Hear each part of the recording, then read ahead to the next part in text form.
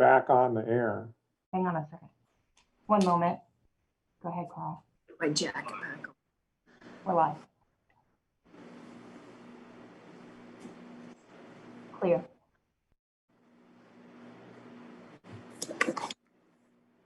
I think you're good, Your Honor.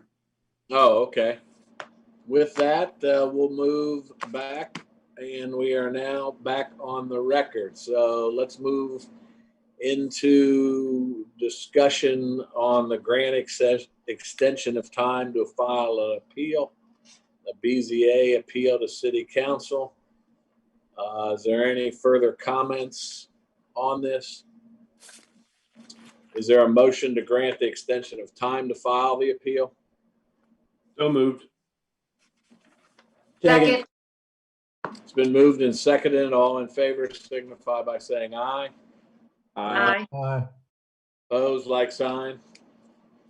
Ted, you got your instructions. We can go ahead and file an extension on, or grant an extension, so. Yes, Your Honor. Thank you. We'll notify the appellant that his extension has been granted through November 30. Thank you. Perfect. Thank you. Thanks, Ken. Anything else, Mark? Yes, Your Honor, just a couple of things.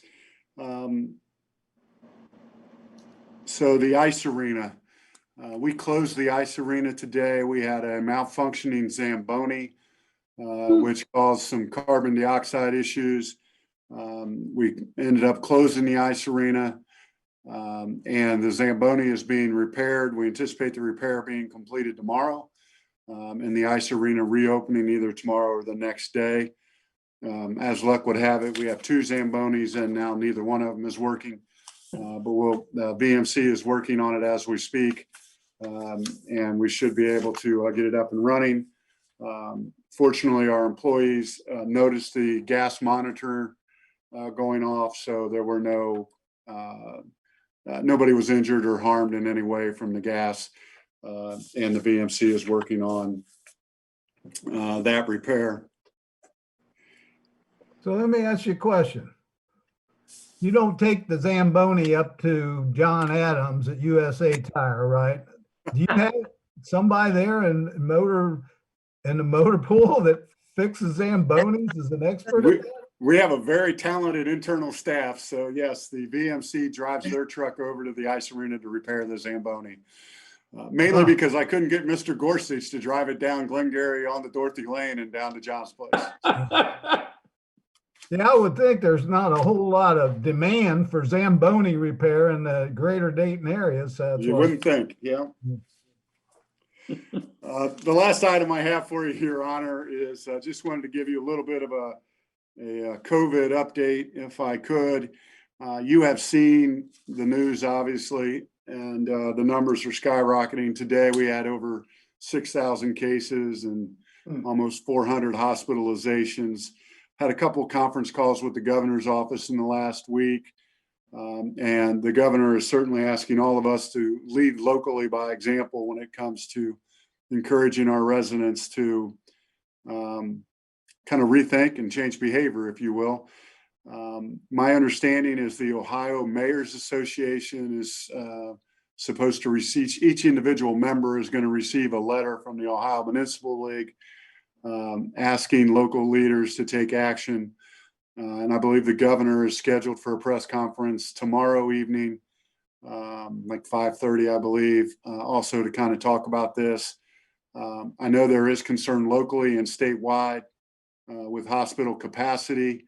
The governor met with hospital administrators yesterday. The concern not being so much ICU and PPE equipment as it was early on. Now the concern is just the availability of staff. And so they're having those conversations up to and including whether or not we go back to no elective procedures so they can save staff time. So just kind of want to give you that update from the city's perspective. We started this week out Monday morning with 2 positive cases on staff, 10 staff members quarantined, and 9 staff members not working because they are symptomatic. We did return Rosewood to active open on November the 3rd. All those employees that were quarantined are now back to work. We had a patron incident last week where a volleyball team playing in a league at our rec center, several of their team members tested positive for COVID-19. We did not have that team or that league back on Monday night. So that'll give us about a 14-day window before those groups are back in the building. So we continue to meet every Monday with our COVID-19 task force and update our directors and managers every morning on Tuesday at 9 o'clock. And I'm making the rounds to all departments on their Zoom meetings to encourage and remind our employees to follow COVID-19 protocol while in the office and while working, to try to do the best that we can to limit spread and limit exposure. Our protocol is set up so that if I test positive for COVID-19, that doesn't mean my entire office will be off work for 14 days. We are staying masked up, we are staying 6 feet apart, and we are not having interactions longer than 15 minutes, or frankly, cumulative for 15 minutes in a day with any one staff employee. So to give you an example of how that works, Mr. Bergstresser and I met today for our regular Tuesday hour-long meeting. He stayed in his office on the phone. I stayed in my office on the phone. As crazy as that sounds, because, well, one, we could hear each other without the phone. But that's how we're doing it, and that's how we're trying to limit the spread. And I'm talking to our staff at these individual department meetings to take care of that. We're also very much aware from public health that they are backlogged. And so we are trying to assist in any manner that we can to limit exposure in situations where maybe public health hasn't yet contact traced. So just a lot of things that are going on. And with 6,000 cases today and hospitalizations doubling, our positivity rate in levels of 10%. I guess at this point, what I would say is be diligent. We're asking our employees to be diligent. And I think we made a right decision this evening to be virtual.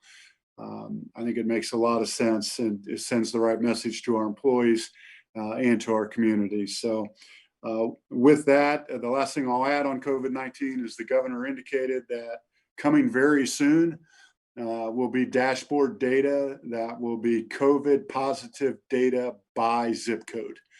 And that will provide us with additional information more specific to Kettering than the data that we're looking at right now, which is basically specific to Montgomery County. So Yeah, Mark, with that, they took that down from their website a number of weeks ago that had maps by zip code and color coordinating, because Kettering, up until the point that they took it down, was much lower than what the Dayton, Trotwood, Huber Heights areas were. They were dark red. We were a variation of light pink to dark pink. So that'll be a welcome thing. And I think part of it, in talking to the governor's office, was that we have an older population.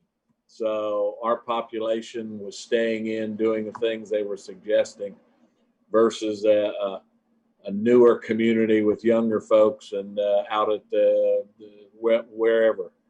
And that'll be a welcome thing, so we can see if we are as bad, equal to, or less than what our Montgomery County counterparts are. So I welcome that. When is that going up, by the way, and will you send us a link? Yeah, as soon as we notice the data's up, we'll get it to you. At this point, the governor only committed to coming soon. Well, thank goodness Notre Dame Stadium's not in our community. What is that? And thank goodness Notre Dame Stadium is not in our community. If you watch that was a great football game, wasn't it? Right Yeah, up but until the point they stormed the field. Yeah. 11,000 people on the field probably wasn't good. No, probably not. Hey, Mark. Your Honor, that's all I have for tonight's Mark, workshop. as part of your COVID update, um, when do you start looking at where we are now and the impact now is going to have on tomorrow, whether tomorrow is January 1st, April 15th, May 31st, I don't care, looking out. There's things that have to happen now that are getting you ready for events next year. Yeah, And- absolutely. And I'm just curious how we're going to start looking at some of these things, and it's all part of next year's budget too, obviously. But Yeah, Tony, we just put that to rest, if you will, the budget at our last council workshop. So Kelly has rolled those numbers up and is preparing the white copy of the budget. So you'll have that Thanksgiving week. That document then becomes what Steve and I are looking at as to, okay, if that document happens, we're working backwards as to when we need to start things, whether it be recruiting or program advertising or whatever it might be. And we are working on that. So probably already behind schedule, Tony, but at this point, now that the budget is what the budget is, we have assumptions in the budget for next year with implementation dates for programs and services. So for example, something in Parks and Rec that might normally be 12 months at 100% is in the budget next year for 6 months at 40% and 6 months at 100%. And that's what we're working on timing. When do we need to pull triggers to make that happen?